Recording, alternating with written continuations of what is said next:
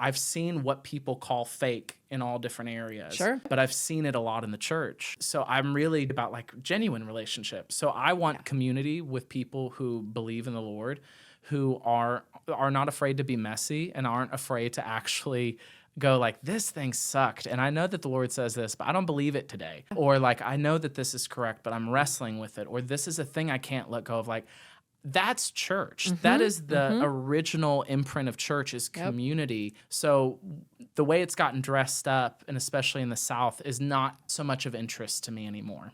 And it's not about the Lord. It's not about Jesus. It's genuinely about the things that have been built up around him. I feel like you're in this box and then you're out of it and people are like, I need you to get back in there. And so I'm praying. So you go back in there and I'm uncomfortable because you're not there. And you and I talked about this a few months ago that I was raised conservative Christian, but Lutheran, about as liberal as it can get as far as religion. I mean, we drink beer at Oktoberfest in the basement at church, but there are still like boxes to check. My parents are still very conservative, and I would consider myself a more spiritual person now. But it's like all these boxes, right? If I go to church on Sundays and I tithe this amount of money, but then there's all this what I would call like non-Jesus-like behavior of not loving, of not accepting. And I'm like, do you remember the teachings of Jesus and the acceptance and the love?